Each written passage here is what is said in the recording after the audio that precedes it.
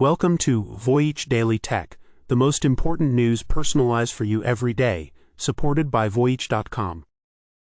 After listening to today's news, you'll know. First, Nvidia's $5 billion investment in rival Intel creates a Western chip powerhouse, but it won't trust Intel to build its core GPUs. We'll analyze why this rival-turned-partner deal is a turning point and how it could affect global chip competition and the Windows ecosystem. Second, a UK startup's pivot from crypto to AI lands a $6.2 billion Microsoft deal, becoming a national champion built on US tech. So we'll discuss why this meteoric rise matters and what it means for Europe's sovereign AI ambitions and Nvidia's strategy against cloud giants. Third, Huawei claims its new AI system is 6.7 times more powerful than Nvidia's next-gen offering, using brute force to bypass US sanctions. This discussion will reveal how this claim connects to the rise of a parallel tech ecosystem and what it means for Nvidia's CUDA software dominance.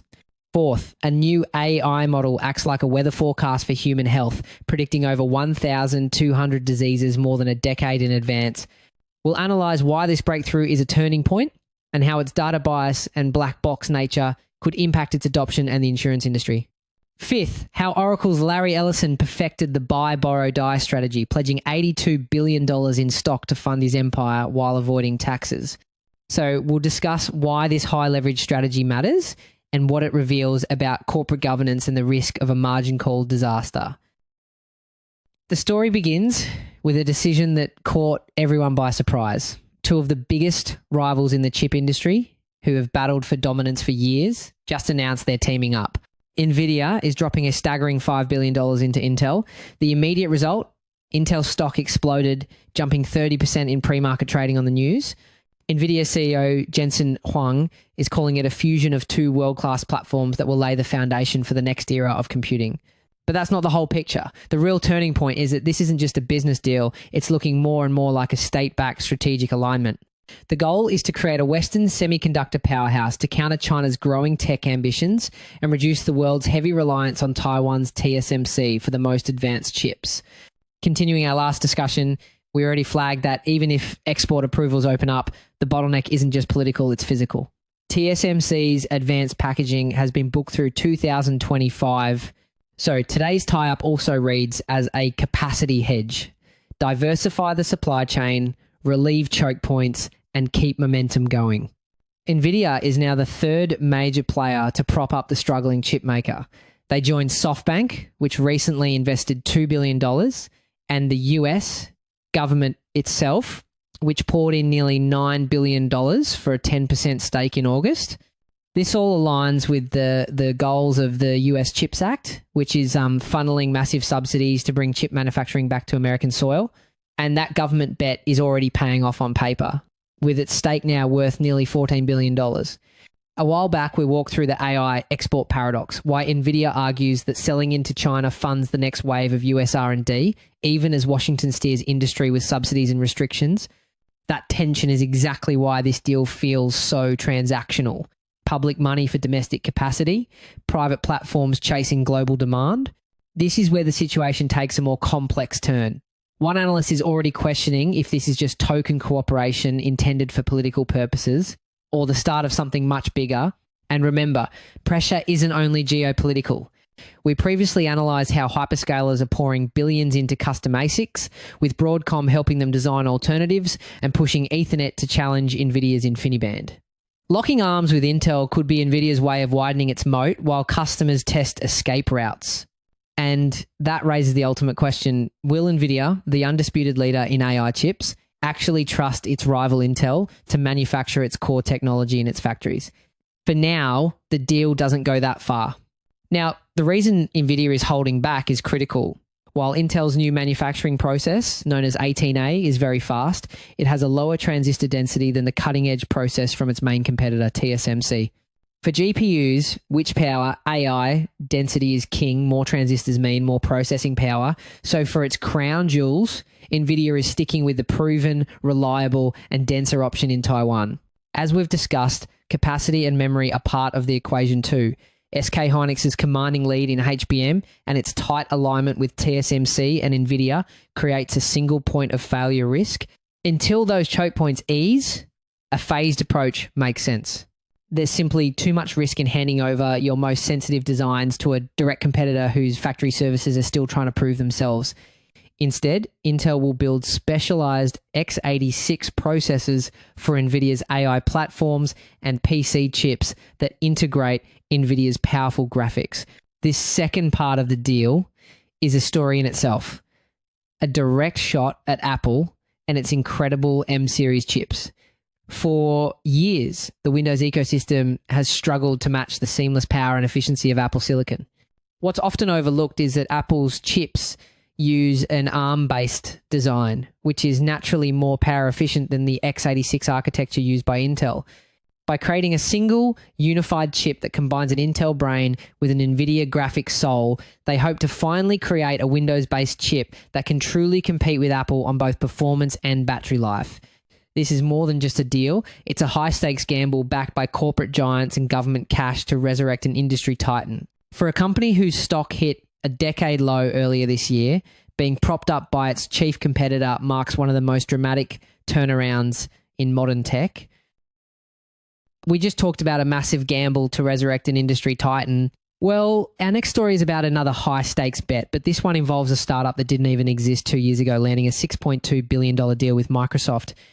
A while back, we broke down Microsoft's $17.4 billion and potentially $19.4 billion GPU contract with Nebius as proof that even the biggest players are outsourcing compute because demand is outrunning construction timelines. This is the UK version of that playbook, but with a twist. The company is Nscale, a UK startup now at the absolute center of the AI gold rush. And it's not just Microsoft. Tech giants are lining up. Nscale is now an official AI infrastructure partner for Nvidia, Microsoft, and OpenAI. The numbers are staggering. Nvidia's CEO just revealed the chipmaker poured over $680 million directly into Nscale. This is all part of a massive push, with Nvidia committing up to $15 billion with Nscale and another company to supercharge the UK's AI infrastructure. For its part, Microsoft is committing $15.5 billion to new computing equipment, working with Nscale to build the UK's largest supercomputer. But the business model itself is an incredibly high-stakes gamble. To get started, companies like Nscale have to take on billions of dollars in debt to buy fleets of GPUs before they even have customers. It's a strategy built on the hope that the insatiable demand for AI continues. The risk is that these GPUs, the very assets securing the loans, depreciate incredibly fast. If a new generation of chips comes out, or if AI demand cools even slightly, the whole house of cards could come tumbling down. As we've discussed before, with chips like Nvidia's B200 going for $30,000 to $40,000 each and an 8G GPU rack topping $500,000, the debt math gets brutal if utilization slips. What really brought this to a head, though, was its origin story. Just before the AI boom, Nscale's business wasn't AI at all. It was a spin-off from a company that built infrastructure for cryptocurrency mining. They saw the tidal wave coming and made one of the biggest pivots in tech. So how does a crypto company just flip a switch and become an AI powerhouse? Actually, the infrastructure needed for high-end crypto mining is almost a perfect match for AI. Both require massive amounts of electricity, advanced cooling systems to stop the computers from melting, and huge buildings packed with high-performance computing hardware. Nscale already had the real estate, the power grids, and the cooling expertise. They just had to swap out their crypto-specific hardware for the AI-focused GPUs that everyone is fighting for. They had the foundation, and they built their new empire on top of it. This meteoric rise is happening because Europe is in a desperate race for what's called sovereign AI, the ability to build and control its own AI future. The situation presents a fascinating duality. On one side, Nscale is being hailed as a UK national champion. On the other, it's being built with massive funding and critical technology from American giants like Microsoft and Nvidia. A while back, we talked about why Microsoft leans on specialized providers like Nebius to scale instantly and avoid years of construction. Today, that same outsourcing logic is powering Europe's sovereignty push. This raises a huge question. Does this model build genuine European independence, or does it just entrench US technology on European soil under a local flag? The truth is, Europe is trying to close the gap with the US and China, but the cost is so high that partnering with American tech leaders becomes the only viable path forward, even if it complicates the dream of true digital sovereignty. Nscale is now the key to that plan, aiming to deploy 350,000 GPUs by 2027. As Microsoft's president Brad Smith put it, no one makes these multi-billion-dollar investments unless they have a partner like Nscale ready to build. The ultimate vote of confidence came directly from Nvidia CEO Jensen Huang, who declared Nscale is positioned to be a national champion for AI infrastructure in the UK. Now, get this. That statement is more than just praise. This is a strategic move by Nvidia. By funding and elevating companies like Nscale, Nvidia is essentially creating its own private distribution channel. We previously analysed how the rush to secure compute, lock in the GPUs now, or get left behind drove Microsoft's Nebius deal. The latest development is Nvidia doubling down by bankrolling AI use native providers that are completely dependent on its GPUs. This gives Nvidia incredible leverage, potentially challenging the dominance of the traditional cloud giants like Amazon's AWS and Google Cloud, who have the power to negotiate prices or even build their own competing chips. Nvidia isn't just selling the shovels in this gold rush, it's building its own gold mines. From a crypto mining offshoot to a national champion in 2 years, the game has officially changed. Speaking of challenges to the big players, Nvidia is now facing a formidable competitor from an unexpected corner. A company under heavy US sanctions just announced a new AI system they claim is nearly 7 times more powerful than what Nvidia is planning for next year. That company is Huawei, and they are throwing down the gauntlet in the global AI race. In a direct challenge to the top players, Huawei's rotating chairman Eric Xu claimed their upcoming Atlas 950 supernode will deliver 6.7 times more computing power than Nvidia's next generation system. And the bombshells don't stop there. Huawei also claims its new supercluster will have 1.3 times the computing power of Elon Musk's XAI Colossus supercomputer. So how is a company cut off from the most advanced chips pulling this off? The answer is brute force. While each individual homegrown chip is less powerful than Nvidia's, Huawei plans to group them in staggering numbers. The new Atlas 950 supercluster will use more than 500,000 chips, and a future version planned for 2027 will use over 1 million. A while back, we talked about how after the US tightened export rules, Nvidia tried to thread the needle with export compliant parts like the H20. That in turn nudged Beijing to push even harder on domestic compute. Huawei's bet is the loudest example yet. Believe it or not, the individual Huawei chip, the Ascend 910C, has about 30% of the raw power of what Nvidia is offering. So to compete, Huawei's strategy is to link a massive number of these less powerful chips together. Think of it like a team of hundreds of smaller engines trying to outperform one giant jet engine. It can work, but there's a massive trade-off. The research shows this brute force approach could consume 4 times the electrical power of a comparable Nvidia system. That's a huge cost in terms of energy and heat management. This isn't just a technical exercise, it's a statement of intent. Chairman Xu predicted Huawei's product would be ahead on all fronts compared to an Nvidia system planned for 2027. However, if you zoom out, you'll see another layer of strategy at play. Being ahead isn't just about the hardware. We previously analysed China's antitrust case, zeroing in on Nvidia CUDA's ecosystem lock-in. The latest development is that Huawei is positioning its own platform, CAN, as the escape hatch. Nvidia's biggest advantage is its software platform called CUDA, which developers have used for over a decade. It's the ecosystem that makes their chips so dominant. Huawei is trying to build its own version called CAN, but developers have reported it's difficult to use, calling it a road full of pitfalls. So even with powerful hardware, getting people to actually build AI on it is a completely different and much harder battle. And if you think this is just empty boasting, consider this. Nvidia's own CEO Jensen Huang has previously described Huawei as a formidable competitor. And as we noted before, Huang has been playing de facto diplomat between Washington, Beijing, and the hyperscalers. This announcement only turns up that pressure. This all unfolds against a backdrop of escalating pressure. China is actively promoting homegrown alternatives to US tech and has even extended an anti-monopoly probe into Nvidia. So as we reported a while back, that probe specifically targeted CUDA's lock-in, and landed right as trade talks got underway, seen as retaliation for tightened US export curbs and Nvidia's compliance moves with those export rules. On a global scale, this has a profound implication. The US sanctions were designed to slow China down, but the unintended consequence is that they have forced China to accelerate the creation of a completely parallel non-Western AI technology stack. We could be heading towards what some call an AI splinternet, two separate technology universes with different standards that don't talk to each other. Remember, we also walked through the proposed GAIN AI Act, which would force domestic prioritization and cap certain exports based on a T. PP threshold another brick in that same wall of compute decoupling. While some experts caution that Huawei may be exaggerating its capabilities, the message from Shanghai is undeniable.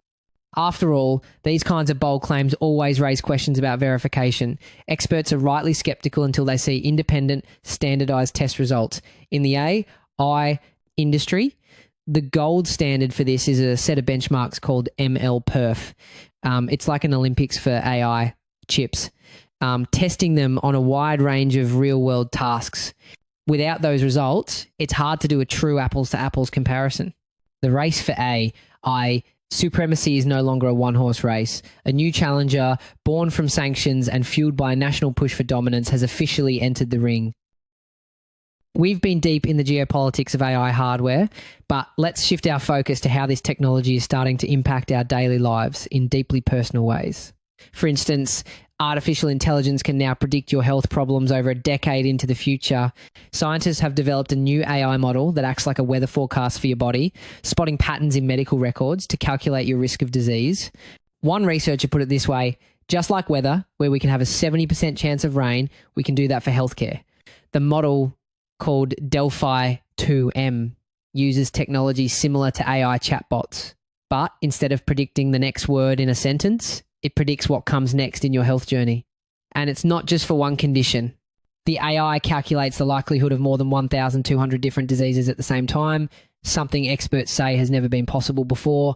Interestingly enough, when they say it's like a chatbot, it means the AI is a complex generative black box. It sees patterns we can't, but it often can't explain why it made a specific prediction. This creates a real challenge for doctors. How can they ethically justify a major treatment based on an AI's recommendation if they can't understand its reasoning? This is a huge question the medical community has to solve before this technology can be widely used. And this isn't just a lab experiment. After being developed with UK data, the model was tested on the anonymous medical records of 1.9 million people in Denmark. The verdict from researchers: it's good. It's really good in Denmark. They found that if the model predicts a 1 in 10 risk for the next year, it really does turn out to be 1 in 10. The validation in Denmark is especially significant because the original training data from the UK biobank is known to be predominantly white, middle-aged, and generally healthier than the average population.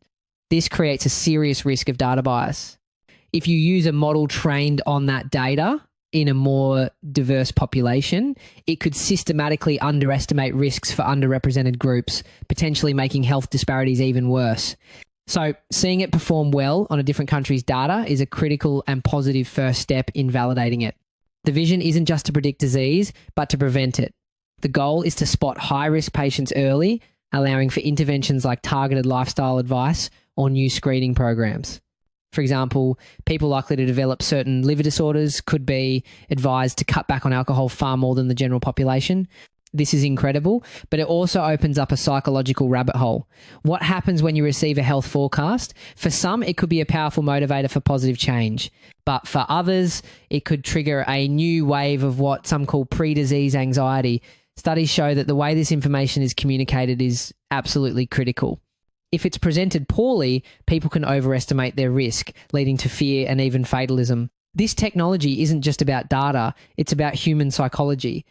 If that was just the appetizer, the main course is just being served. This technology could analyze the healthcare records of an entire area to anticipate future demand. It could forecast how many heart attacks the city will have in the year 2030, helping hospitals plan resources years in advance. This brings us to a fascinating paradox. What happens if the prediction itself changes the future it's trying to predict? Imagine a city is forecast to have a huge spike in diabetes. In response, the city launches a successful public health campaign that dramatically lowers the diabetes rate. Suddenly, the original forecast looks wrong. Even though it was the catalyst for a successful intervention, these models will need to become smart enough to account for their own influence on our behavior. While the tool is not ready for your doctor's office today, experts are calling it the beginning of a new way to understand human health. The technology is here, and researchers anticipate it will follow a similar path to genomics, taking about a decade to go from a scientific breakthrough to routine use in healthcare. The real-world implications go far beyond your doctor's office, especially when you think about health and life insurance. The entire industry is based on pooling risk. But what happens when an insurer can know an individual's precise 10-year risk for over 1,000 diseases? It could lead to hyper-personalised premiums, making insurance unaffordable for those deemed high risk before they ever get sick. This is a massive societal question we'll need to answer as this technology matures. From the high-stakes future of predictive health, we turn to the high-stakes present of personal finance, where one tech billionaire has perfected a strategy to fund his empire without selling a single share. Larry Ellison has built a $365 billion fortune, funding a mega yacht, a Hawaiian island, and even his son's $8 billion bid for Paramount. The twist? He barely sells any of his Oracle stock to pay for it. Now, this isn't just about being sentimental about his company. It's a calculated financial strategy that the ultra-wealthy use to live tax-free. It has a name: buy, borrow, die. And Ellison is a master of the game. While other tech billionaires like Jeff Bezos and Mark Zuckerberg constantly sell shares to diversify, Ellison is playing a completely different high-stakes game. He owns a staggering 41% of Oracle. Compare that to Elon Musk's sub 20% stake in Tesla, or Jeff Bezos' 8% of Amazon. Ellison holds on. So the thing is, Ellison's massive stake gets even more powerful thanks to his own company's actions. Oracle has engaged in massive share buybacks, spending billions to repurchase its own stock from the market. This reduces the total number of shares available, which automatically increases the ownership percentage of the remaining shareholders like Ellison. This, in turn, boosts his personal borrowing power because the value of his collateral goes up. It's a flywheel. The company's buybacks enhance his ability to borrow. So how does he fund his empire? The secret is a mountain of leverage. The buy, borrow, die strategy is the key to how the super rich can legally avoid paying capital gains tax. Instead of selling an asset like stock and paying tax on the profit, they borrow against its value. Loan proceeds are not considered income, so they are not taxed. They can use that borrowed cash to fund their lifestyle or make new investments. Then, when they pass away, their heirs inherit the assets at their current market value, thanks to a rule called the step-up in basis. This erases all the taxable gains, and the heirs can sell the assets tax-free. According to filings, Ellison has pledged shares worth over $82 billion as collateral for personal loans. He borrows against his fortune instead of cashing it out. An expert at the University of Texas calls the sheer size of these pledged shares off the charts, stating that for most companies, this level of borrowing would be a red flag. This decision brings inherent risks, namely something called a margin call. If the value of Oracle's stock were to drop significantly, the banks that loaned him money would demand he either pay back the loans or put up more collateral. If he can't, the banks could be forced to sell his pledged shares on the open market.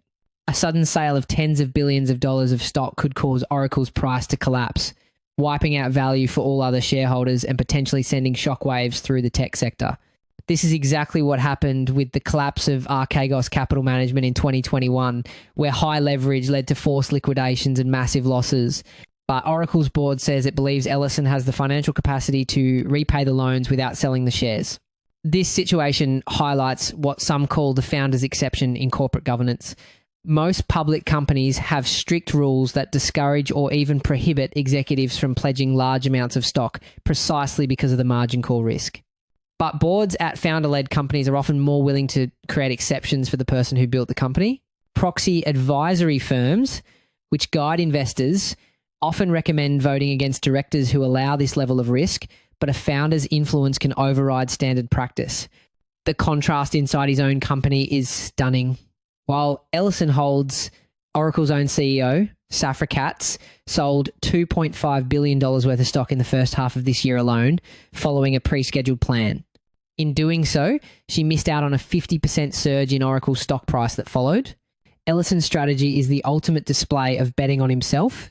He once told CNBC he keeps a line of credit just in case I go shopping and something catches my eye. And that shopping isn't just for yachts. That $8 billion bid for Paramount, funded by his father's leverage, is part of a larger trend of tech billionaires using their massive wealth to consolidate and reshape Hollywood. It's a move to bring a data-driven, aggressive business culture to the creative industries.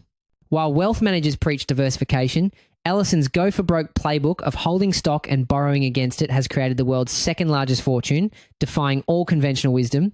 He has truly perfected the buy, borrow, die playbook, turning unrealized gains into a real-world empire. That's it for today on Voyage Daily Tech. Follow, share, and stay tuned for daily updates coming your way tomorrow.